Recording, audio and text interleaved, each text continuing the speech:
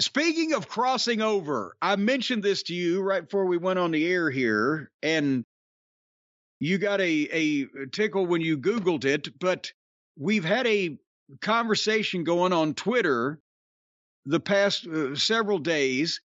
I have been hearing about this character and this. I've seen the pictures. I didn't really ask or get details or know what the was going on until this week. But I've been seeing these pictures of this Japanese anime character that looks like he's dressed as me, right? And this week, I guess, come to find out, I'm dressed as him. But there is a guy put a collage together of different scenes from this anime series where this guy is called Lupin the Third, Lupin, if you want to Google it. And I guess he's some kind of swave and deboner, con man and criminal and international jewel thief and gadabout, whatever the fuck. Just like you. Just like me. In this Japanese anime series.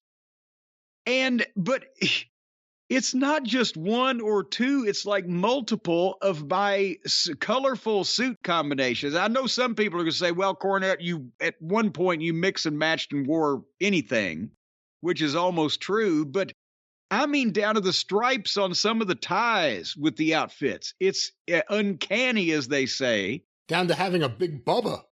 Yes, there's another guy with a fucking gangster suit and a fucking hat and everything. And I know some people are, well, Cornette's a plagiarist, but I don't think Dusty Rhodes was watching Japanese anime when he came up with Big Bubba. But no, this thing, apparently, I asked on Twitter, I said, okay, what's the deal with this thing? When is it from? Is the artist a wrestling fan? I'm thinking maybe did he draw, my suits on this guy, and come to find out that I guess it's still obviously is popular today because a bunch of people, wrote and answered about it, but it's an ongoing thing with different sequels or incarnations or whatever, but it started like 1971, I think, the first series. So this, unbeknown to me of this, I've been dressing like this guy all this time. Well, not all this time. I did in the 80s. I haven't been dressing like that lately. Now, I will admit, I saw Speed Racer when I was a kid. And the Godzilla movies. That's as far as I went with Japanese culture at that point in time. And Speed Racer was cool. Go, Speed Racer. Go, Speed Racer, go. Not really because of the characters, although I liked the monkey. I can't remember what the monkey's name was. But I loved the fucking car and the idea of the push-button steering wheel. That was cool. Plus, it was on at 3:30 in the afternoon right after Presto the Magic Clown, so Mama says it bees that way sometimes. I have some info here from the Lupin the Third Wiki. As opposed to Wikipedia, this is one specific for Lupin the Third. Wait a minute, he has his own Wikipedia called Wiki? Well, it's his own wiki. It's not a Wikipedia. Wikipedia is a wiki of its own. This is a separate wiki. Let me go back. Sounds like a wicked wiki to me. Lupin III is the world's most wanted gentleman thief. Oh. And the grandson of Arsène Lupin. He sometimes appears incompetent, but mostly as a charade to catch his opponents off guard. Aha! While he has been arrested and thrown in jail on a number of occasions, this really is like you. He has always managed to bio. He has always managed to break out. He also has a fondness for fancy gadgets from time to time, such as in the movie The Castle of Cagliostro, where his belt features many small gadgets, His infatuation with women, and Fujiko Mine in particular, is perhaps his biggest weakness, as it often lands him in undesirable situations. He continues his grandfather's legacy of thievery. Well, that sounds like my kind of guy. No wonder I dress like him. Did he get his pants from Michaels of Kansas City like me and Flair?